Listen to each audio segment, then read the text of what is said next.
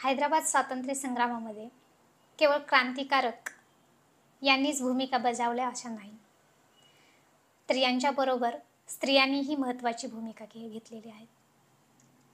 या सर्वांसाठी भाकरी पुरवणं, निरोप देणं, वेगवेगळ्या ठिकाणी एखाद्या गावामध्ये जर एखादा क्रांतिकारक आला तर त्याला लपवणं, त्याला वेषांतर करण्यासाठी मदत करणं, या गोष्टी स्त्रियांनी केलेल्या आहेत.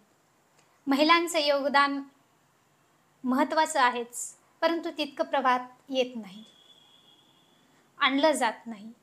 किंवा स्वातंत्र्य संग्रामामध्ये जेवढे स्वातंत्र्य सैनिकाची भूमिका समोर आलेली आहे तेवढी महिलांची भूमिका दिसत नाही, म्हणजे त्यांची भूमिका नव्हती असं नाही. हैदराबाद स्वातंत्र्य संग्रामामध्ये महिलाही तितक्याच पुढं होत्या, धाडसानं कार्य करणाऱ्या होत्या. म्हणजेच पुरुषाला खांद्याला खांदा लावून त्या काळात महिलांनीही आपले प्राण दिलेले आहेत, त्याही हुतात्मा झालेल्या आहेत. जसं देवराव उगलमुगले शहीद झाले, तसंच गोदावरीबाई टेके ह्या पण हुतात्मा झालेल्या आहेत. त्यांच्याविषयी जेवढं सांगावं तेवढं कमीच आहे. यांची गोष्ट ऐकताना, यांचं कहाणी असेल किंवा यांचा इतिहास वाचतानाही अंगावर शहारा येतो. इतकं ज्वाज्वल जीवन, इतिहास या लोकांनी आम्हाला दिलेला आहे.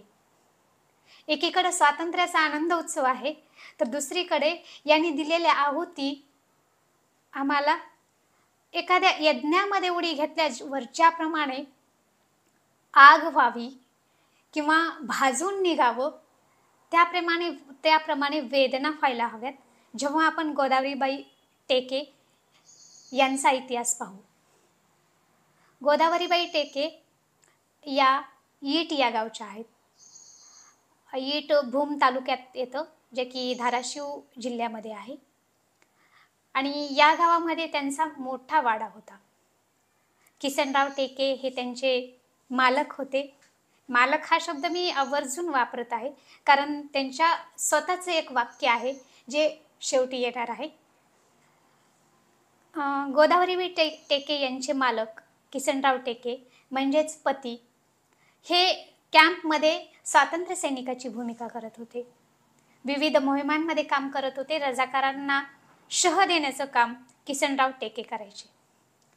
पूर्ण गावामध्ये तो एक धाडसी नेता, स्वातंत्र्य सैनिक म्हणून प्रसिद्ध होता. गावामध्ये तर अभिमान होताच, परंतु रजाकारांना याच्या शौर्याची भीती वाटत होती. स्वातंत्र्य संग्रामात जे कॅम्प होते त्या कॅम्पमध्ये शस्त्र मिळाले होते आणि ते शस्त्र सतत स्वातंत्र्य सैनिक बाळगत होते.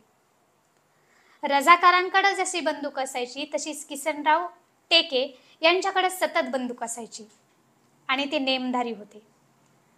त्यांना शस्त्र चालवण्याचं आणि बंदूक चालवण्याचं प्रशिक्षण मिळालेलं होतं.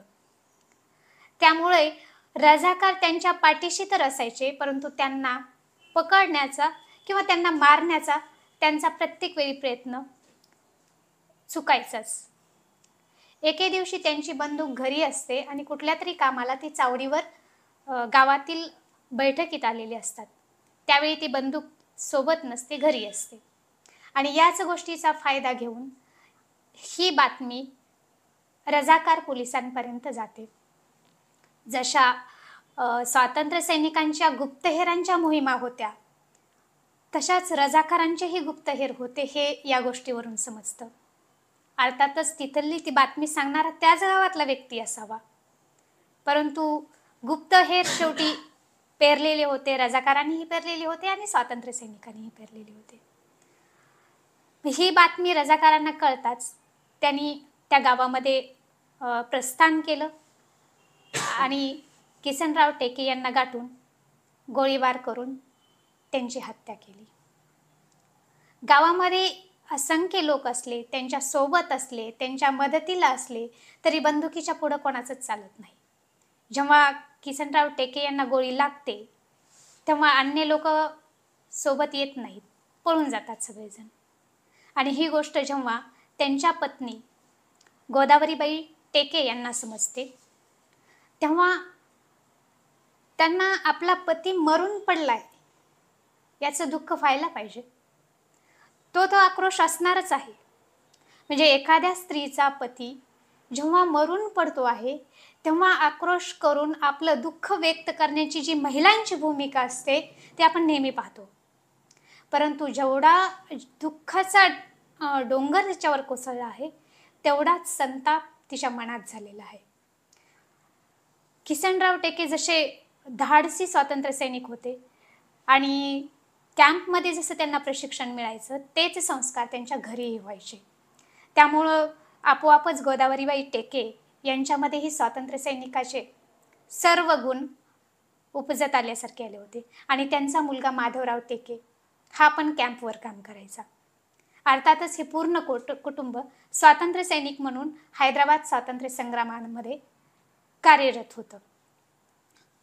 जेव्हा ही गोष्ट गोदावरीबाई टेके यांना कळते, तेव्हा ती पळत येऊन पतीचा प्रेत पाहते आणि तिथं थांबून त्याला मिठी मारायची, आरडायचं ओरडायचं सोडून ती आपल्या वाड्याकडे वापस पळायला लागते. ती ना ते रजाकारांना शिवे देते, ना आपला पती मेला आहे हे असं का झालं म्हणून आपल्या नशिबाला दोष देते, आपल्या वाड्याकडे वापस पळते. हे मात्र काही कळत नाही. तिच्या मागे हे रजाकार पळायला लागतात. ती पटकन जाऊन सर्व दरवाजे बंद करते. दरवाजे बंद केल्यानंतर तिच्या हातात ती बंदूक असते जी किसनराव टेके नेहमी वापरत असतात, सतत सोबत घेऊन चालतात. कधी कधी तर त्यांना गावातले लोक असंही म्हणायचे की बंदुकीबरोबरच तू लग्न केलंस की काय, तुझी अर्धांगिनी पत्नी ही बंदूकच आहे. आणि नेमकं याच काळात त्यांची अर्धांगिनी त्यांच्याबरोबर नव्हती, जेव्हा त्यांच्यावर गोळ्या झाडण्यात आल्या. आता रजाकारांचं काम फक्त गोदावरीबाई टेके यांना मारायचं नव्हतं, तर त्यांचा जो मुलगा स्वातंत्र्य सैनिक म्हणून तोही काम करतोय, जो की आता कॅम्पमध्ये कुठल्या तरी आहे, घरी नाहीये, तर त्याचा पत्ता मागण्यासाठी गोदावरीबाईचे वाड्याचे दारं हे ठोठावे लागतात. आणि त्यांचं आता दुसरं ध्येय आहे की गोदावरीबाईला मारायचं आहे आणि त्यांच्याकडून तो माधवराव टेके यांचा पत्ता घ्यायचा आहे, म्हणजे त्याला पण मारायचं आहे. या गावातील हे स्वातंत्र्य सैनिकांचं घर नेस्तनाबूत करायचं आहे. टेके म्हणजे गोदावरीबाई टेके यांनी सर्व दारं वाड्याचे पॅक बंद केलेले आहेत. आणि दारं बंद केल्यामुळं बाहेरून काहीच उघडायला म्हणजे चान्स नव्हता, संधी नव्हती. यावेळी कलेक्टर त्यांच्यासोबत आहे, असं वसंत पोद्दार यांनी लिहिलेल्या पुस्तकात उल्लेख आहे. कलेक्टर हैद्री असं नाव सांगितलेलं आहे आणि तो आदेश देतो की दरवाजा तोडा. दरवाजा मोठ्या लाकडाचा आहे, तुटणार नाही. हे झाल्यानंतर तो कलेक्टर आदेश देतो की वाडा पेटवून द्या, जाळून टाका. या वेळेत गोदावरीबाई टेके खिडकीच्या जवळ येतात आणि मधून गोळीबार करायला सुरुवात करतात. गोदावरीबाई टेकेंची पहिली गोळी एका रजाकार पोलिसाला लागतो आणि पहिल्याच गोळीमध्ये तो खाली तडफडतो. आता मात्र तो कलेक्टर आहे तो चावताळला आहे. धाड धाड धाड मधून गोळ्या येत आहेत, बाहेरून यांना काहीच करता येत नाही. आणि मग नंतर वाडा पूर्ण जळायला पाहिजे आणि यामध्ये टेकेबाई मेलीच पाहिजे हा अट्टास घेऊन कलेक्टर सगळ्यांना आदेश देतात आणि वाड्याला आग लावली जाते. मधून जेवढ्या गोळ्या त्या बंदुकीमध्ये होत्या तेवढ्या संपवल्या जातात. गोदावरीबाई टेकेंच्या हातात पुढे आता काहीच नाहीये. दार उघडून यांना सामोरं जाण्याची त्यांची हिम्मत नाही. खरं तर त्यांच्यामध्ये हिम्मत नाही हा म्हणणं चुकीचं होईल.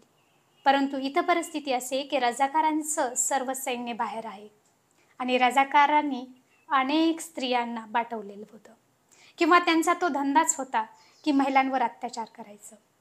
आणि आमची संस्कृती राहिलेली आहे की जेव्हा युद्धामध्ये वीर पुरुष पराभव होण्याच्या चिन्हावर आहेत, तेव्हा घरच्या स्त्रियांनी जोहार केलेले आहेत.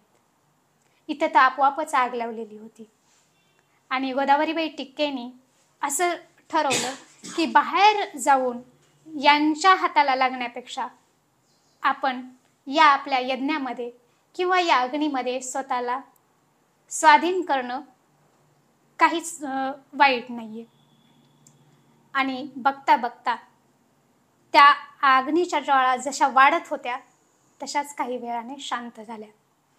कदाचित त्यांचा आक्रोश गावामध्ये ऐकला गेलाही असेल, कारण जळताना कितीही सहनशील असेल, मला जळायचं आहे, आता मला जगायचं नाही हा विचार असला तरी जेव्हा शरीराला चटके बसतात तेव्हा तोंडामधून तर आह निघतच असेल.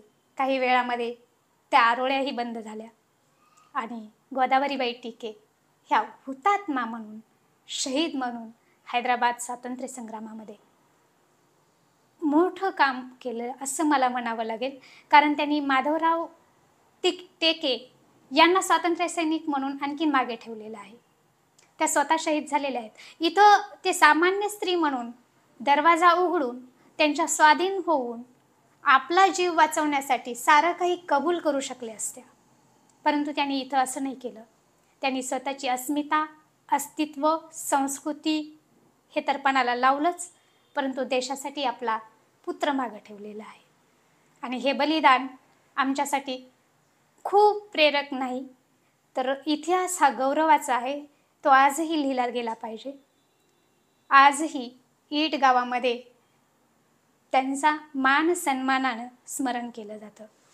उद्या 17 सप्टेंबरला या गावामध्ये यांच्या स्मरणात मशाल रॅली काढण्यात येणार आहे आणि सहस्त्रदीप प्रज्वलित करण्यात येणार आहे. आपण त्यांना अभिवादन करू आणि आम्हालाही त्यांच्या इतिहासातून पुढं भव्य काही करता यावं अशी शक्ती द्यावी असं आपण या सर्वांच्या चरणी प्रार्थना करू.